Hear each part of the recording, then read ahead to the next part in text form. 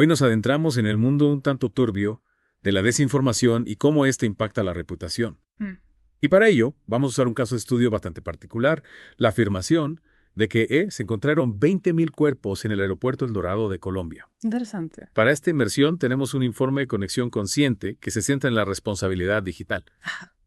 También tenemos un análisis de las acciones legales que se pueden tomar contra, lo que se conoce como noticias falsas. Sí. Y por último, tenemos un compendio de enfoques legislativos globales, o sea, cómo diferentes países están intentando combatir este problema de la desinformación. Ya veo. Prepárense porque van a descubrir no solo cómo se propagan estas narrativas falsas, sino también las diversas formas, a veces un poco extremas, en que los gobiernos están abordando este problema. Lo que me parece fascinante de este caso en particular es que nos lleva al corazón del dilema de siempre.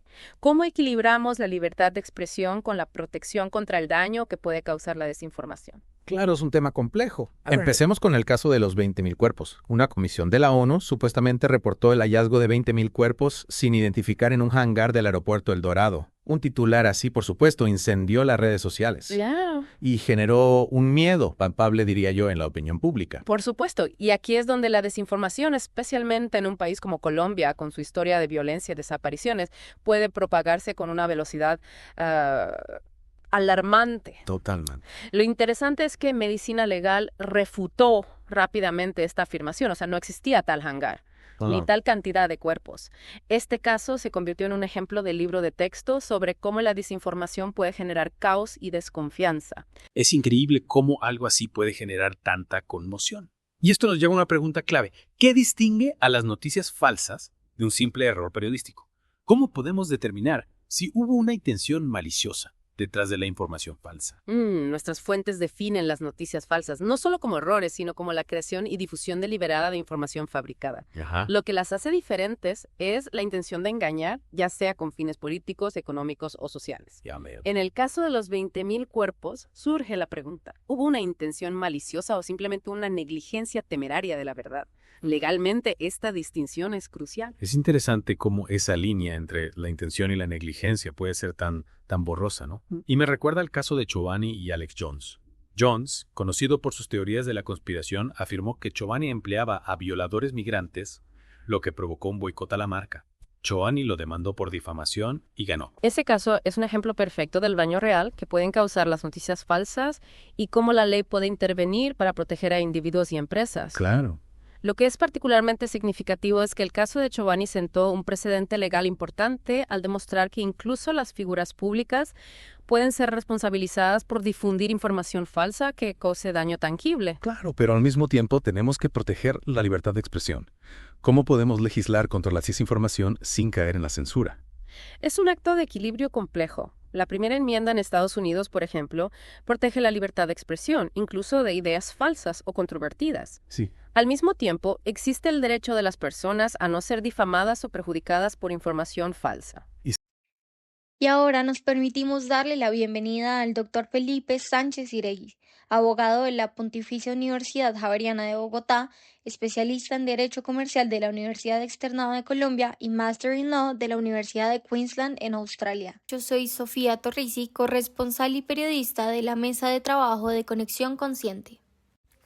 En su experiencia, ¿cómo impactan este tipo de denuncias en la confianza pública hacia las instituciones, tanto nacionales como internacionales?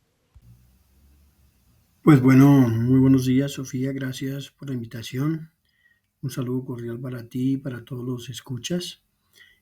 Ciertamente el tema de Conexión Consciente es una iniciativa que busca proteger los derechos fundamentales no solamente de los niños, niñas y adolescentes, sino también de todas las personas que nos vemos abocados al empleo y uso cotidiano en las redes sociales. Para entrar en concreto a tu pregunta, sin duda la información divulgada por la ONU en lo que respecta a haberse hallado 20.000 cuerpos en un hangar del aeropuerto El Dorado de Bogotá es una noticia que por su propia naturaleza en cuanto al título denota un amarillismo absoluto en primera instancia, pero adicionalmente llama la atención sobre por qué no se tomaron las medidas necesarias para verificar dicha información y simplemente se lanzó un comunicado por parte de esta comisión de la ONU. Salió además el mismo Instituto de Medicina Legal, Sofía, como ya es de público conocimiento, a negar que ellos hubieran suministrado esa información.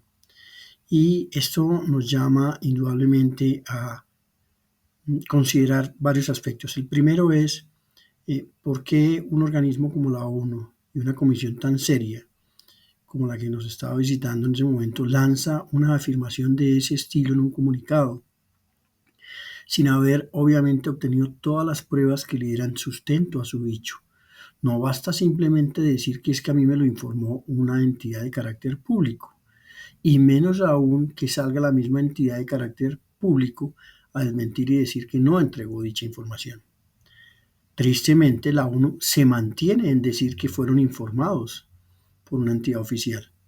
Pero aquí llaman también la atención varios factores. ¿Dónde estuvo efectivamente esa labor de diligencia y cuidado? Se supone que la ONU es un organismo que está cubierto por el manto de la objetividad, prudencia, diligencia y cuidado, y que sus actuaciones obviamente deben estar bajo la lupa de todas las personas. Pues aquí la lesión no es solamente para Colombia, es también para la ONU, que hoy en día, si se le preguntara a muchos colombianos si creen en la ONU, pues muchos le van a decir a usted que no, Sofía. Y la razón es indudable. Una afirmación de este calibre, de este talante, por llamarla de alguna manera, es una afirmación que nota una gravísima falta de diligencia y cuidado por parte de la comisión. Y obviamente esa vocería. El otro aspecto que llama la atención es si este daño reputacional es fácilmente reparable y por qué se hizo tan viral. Pues lo que ocurre en las redes se queda en las redes. Una vez divulgada dicha información al mundo, pues es muy difícil que las personas en el exterior tiendan efectivamente a validar o creer que dicha información es falsa. Ahora, la viralidad deriva aquí de dos factores. El primero es que lo emite la ONU, que es una entidad, como insisto, de carácter internacional que goza de una credibilidad y una objetividad y una reputación que se ve socavada con este tipo de información. Y la segunda es que decir que hay 20.000 cuerpos en un hangar, en un aeropuerto, pues obviamente denota automáticamente un atractivo en el morbo de todas las personas que ven esa noticia, que tienden a compartirla, disparando aún más la viralidad. La desinformación entonces tiene también como fuente, en este caso, una entidad o un organismo de carácter internacional, que, insisto, lesiona la reputación y el buen nombre de Colombia y del gobierno de turno, independientemente de cuál sea. Llamo a considerar esto a todos nuestros escuchas para que tengan mucho cuidado, y esto evidencia una vez más, y se volverá sin duda un caso de estudio, el gran error de los 20.000 cuerpos.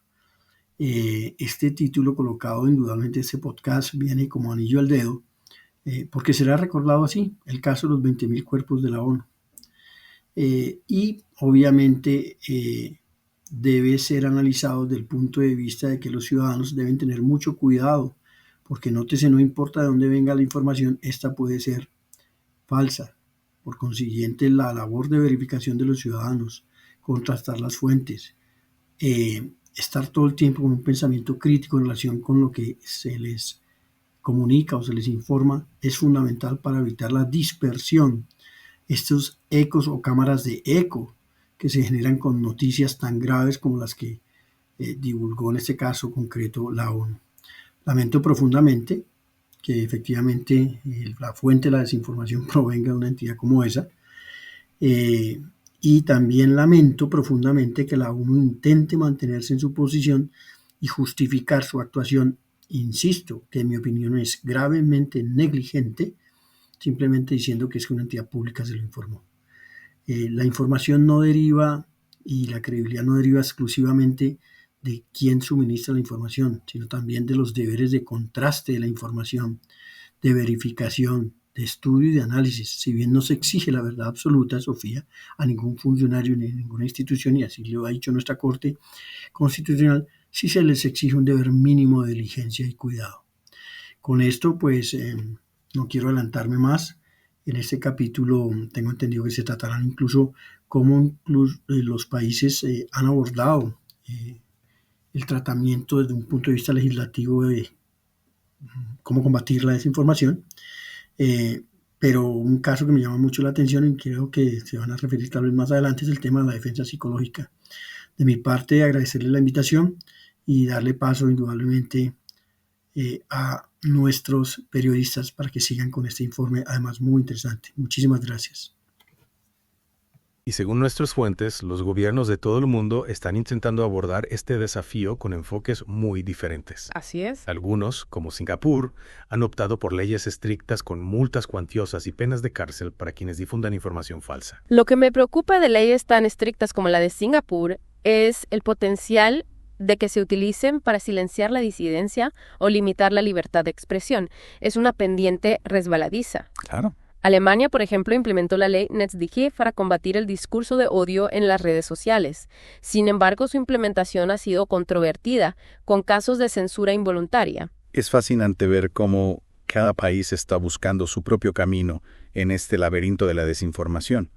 Y luego tenemos a Suecia, que ha adoptado un enfoque único, crearon una autoridad de defensa psicológica. Exactamente.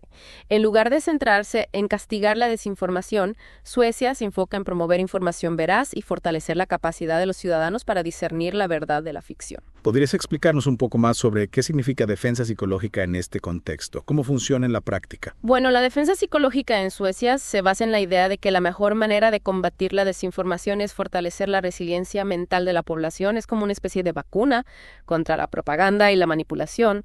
Suena intrigante. ¿Y cómo se logra esa vacuna? A través de campañas de información, educación en las escuelas. Exactamente, la Autoridad de Defensas Psicológicas se encarga de coordinar esfuerzos en diferentes frentes, desde la educación mediática en las escuelas hasta campañas de información pública. Se trata de enseñar a la gente a pensar críticamente, a cuestionar las fuentes de información, a reconocer las técnicas de manipulación y a desarrollar una actitud escéptica saludable. Es un enfoque preventivo en lugar de reactivo, en lugar de perseguir la desinformación después de que se ha propagado. Se trata de preparar a la población para que sea más resistente a ella desde el principio. Precisamente, y lo interesante es que este enfoque no se limita a la desinformación proveniente de actores externos. También se aplica a la propaganda interna, a la manipulación política y cualquier intento de influir en la opinión pública a través de la distorsión de la realidad. Entiendo. Se trata de dotar a los ciudadanos de las herramientas para que puedan navegar por el complejo panorama informativo y tomar decisiones informadas sin dejarse llevar por la manipulación. Exacto, y esto nos lleva a otra pregunta importante. ¿Cuáles son los riesgos reales de la desinformación? Más allá de la erosión de la confianza en las instituciones, ¿qué impacto tangible puede tener en la vida de las personas? Bueno, nuestras fuentes mencionan varios ejemplos. Uno de los más preocupantes es el impacto en la salud pública durante la pandemia. Vimos cómo las noticias falsas sobre supuestos remedios milagrosos o teorías conspirativas sobre el origen del virus generaron confusión y desconfianza en las vacunas, lo que tuvo un impacto directo en la salud de las personas. Sin duda, y no solo en el ámbito de la salud, la desinformación también puede tener consecuencias económicas, sociales y políticas. Puede incitar a la violencia, exacerbar las tensiones sociales, manipular los mercados financieros e incluso influir en los resultados de las elecciones. Hablando de elecciones, nuestras fuentes señalan que la desinformación se ha utilizado como arma política en diferentes países para manipular la opinión pública y desacreditar a oponentes.